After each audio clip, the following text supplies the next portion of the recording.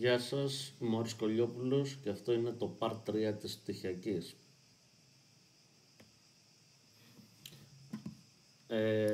Αφού τελείωσα και με το αρπέτζιο, στο σημείο του ρεφρέν έχω διαλέξει δύο ήχους συγκεκριμένα που έχω φτιάξει. Ο πρώτος είναι ο εξής.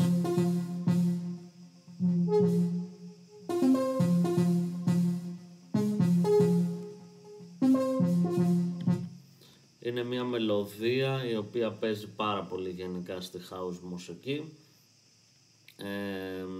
Έχει το noise αυτό που λέμε για να βγάζει αυτό το χαρακτηριστικό ήχο, και τον έχω συνδυάσει με ένα ακόμα μπάσο το οποίο το χρησιμοποιώ σαν μελωδία, το οποίο είναι αυτό εδώ.